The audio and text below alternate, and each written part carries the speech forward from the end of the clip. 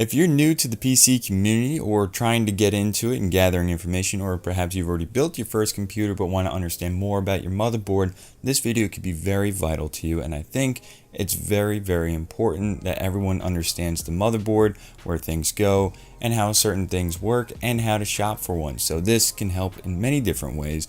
So we're going to take this from a very introductory standpoint, from a complete beginner's perspective that has never looked at a motherboard perhaps, and we're going to diagnose each part of the motherboard and explain what each part is doing. So let's get into that.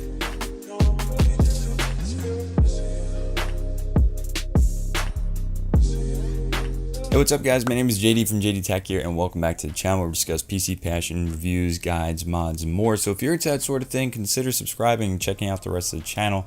And before we get into today's video, I want to introduce a productivity software that often deals with PDF documents. And if you deal with PDF documents a lot, this can help you out actually quite a bit. So here's a message from our sponsor. PDF Element from Wondershare is the all-in-one solution for designing, editing, signing, and converting PDF files. PDF Element lets you easily edit and fill out PDF documents, start from scratch, or choose from the vast number of templates they have available, from user agreements to job applications. Also, subscribe to the YouTube channel to get access to free invoice templates. Their YouTube channel is actually very useful and loaded with quick and to-the-point tutorials like converting different types of files, using an actual signature to electronically sign, and so on. You can start a free trial to see if it's the right solution for you. For more information, check the link in the description below. Alright, so motherboard looks really busy.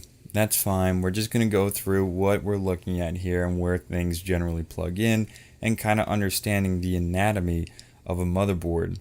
So this is where your CPU goes. Alright, we're going to start at the very basic, very beginning, and we're going to work our way up into some more complex terms and stuff like that. But that's not without having a foundation of understanding before that. This is where your processor goes. This is where your memory goes, or your RAM. These are called the DIMM slots. The DIMM slots pull open like with these little tabs. Sometimes they open on both sides, sometimes they only open on one, and you install your memory over here. The next thing is noticing that these are your PCIe slots. So for your graphics card, your sound card, your network card, maybe your SSD card, any sort of those things can be plugged into the PCIe slots. Now we'll notice that there's a longer one and a shorter one. Typically, let's say we have a graphics card, so that's typically associated with the PCIe slots. With your graphics card, you're going to use one of these larger ones. Now typically we want to install our graphics card on the topmost slot and not the lower slot. There's a lot of nitty-gritty details that you can get into about why that is, but think of this as closest to the processor, so there's less of a travel time between the graphics card and your processor, also to your memory and some of the other modules on the board. Another thing to notice is our M.2 slots over here. So this is for SSD storage, but this is for M.2 based SSD storage. And if you have any questions about identifying what's on your motherboard, it's usually labeled out on the PCB over here. The PCB is just the board itself. It stands for printed circuit board. But basically, if you have any questions, you can just always refer to that and find it in your manual and you'll know what it is. But this is for M.2 based SSD storage. It's pretty simple. And this over here are your SATA ports over here. Your SATA ports are usually identified by this L-shaped plug over here, and that's pretty easy to know. That's for your SATA based SSDs and hard drives. That's pretty simple. This board can support up to 6 drives in total, either SSD or hard drives, so that's where that goes. Other from that, we have a whole bunch of stuff over here, but usually not even half of this stuff is populated when building a computer, so you really don't have to worry about all of it unless you want to read the little labels on the PCB itself. And you can always do that, that's fine, but I'm only going to point out what we usually typically work with when building a computer. So over here, this is a USB 3 header. This comes from the front I/O on the PC case. You can tell by USB 3, and you'll be able to match the plug and plug it in. If it doesn't plug in, it doesn't plug in. So that's always another way of identifying what goes where. Over here is a USB 3 TC, which means Type C. That's also for your front I/O from your PC case. This is also for your front I/O connections for your HDD LED, power and reset buttons, and so on and so forth. Here are some other channel fans over here. So this is channel fan 1.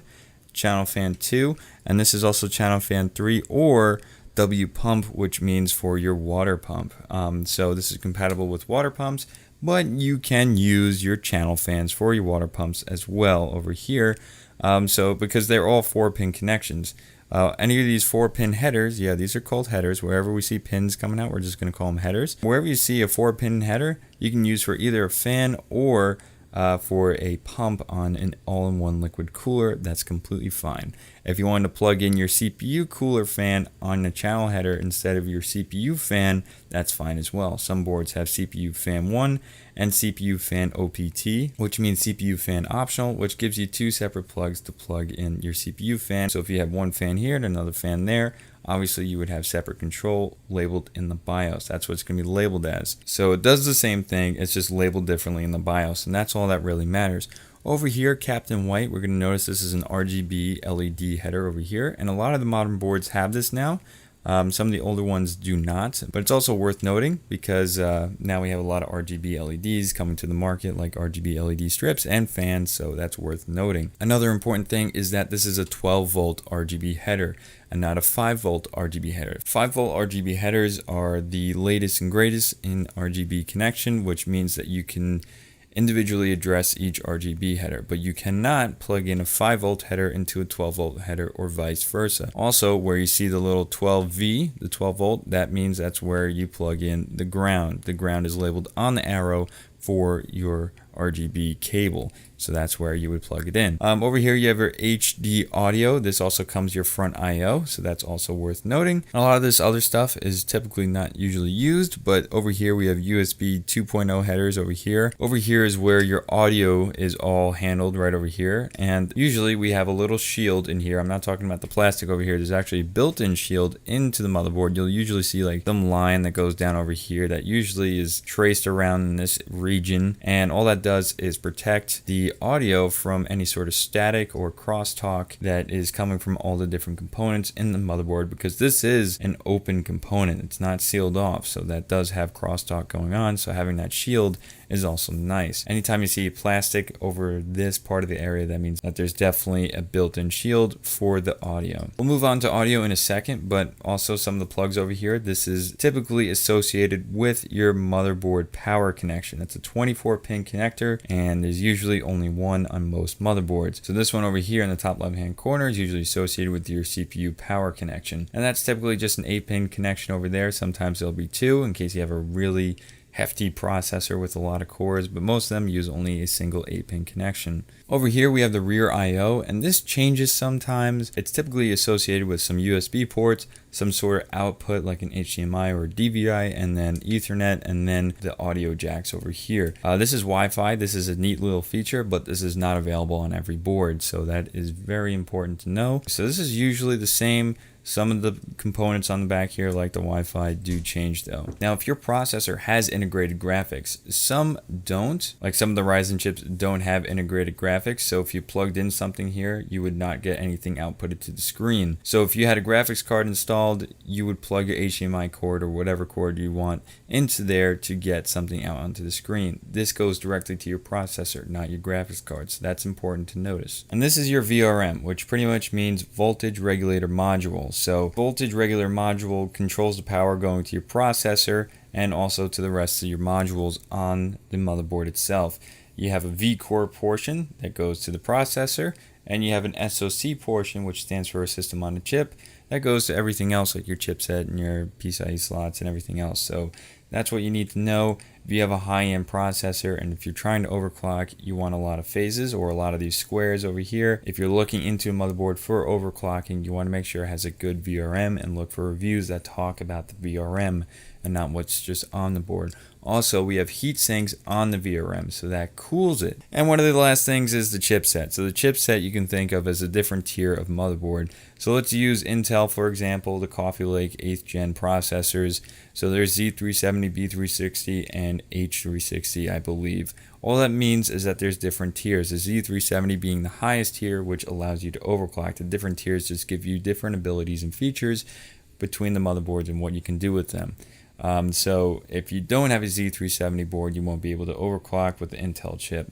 And for AMD boards, for Ryzen, you'll be able to overclock on all their boards except for the AB350. But for the B350 and the X370, you'll be able to do that no problem. So the chipset is what matters as well when you're looking into a board. And if you want overclocking or some of the features that's offered by the Z370 chipset, that specific tier of board, make sure you look into that before purchasing your board. So that's important. But this is what the chipset is. Sometimes there'll be screws on here, and you can put an M.2 drive under here, but you would know about that in the spec sheet, and it would probably also be advertised if you can do that. This board does not have that. So that's everything on the motherboard as far as the anatomy goes. Pretty standard as far as what goes in where and how we identify different parts of the motherboard. You should be pretty comfortable about what's going on, and hopefully it makes it look and feel a little bit more simpler. So let me know if you have any other questions about motherboards, and if you want future explainer videos on any other sort of components, and perhaps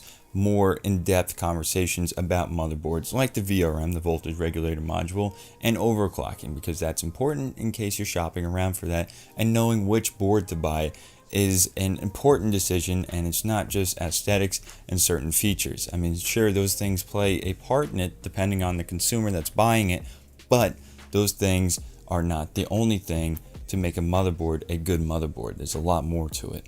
So that's important to know, and I want you guys to know that information. And if you want to know that information from me, let me know down in the comments below. So if you guys like this type of video, consider checking out the rest of the channel and subscribing if you're new here. Also, if you want to grab yourself some PC art or some t-shirts over here, a link will be in the description below to my store and also in the card over here. And if you want more explainer videos like this video, like I said before, just let me know down in the comments. I'm usually pretty active in the most recent video, so let me know, guys, and thank you so much for watching.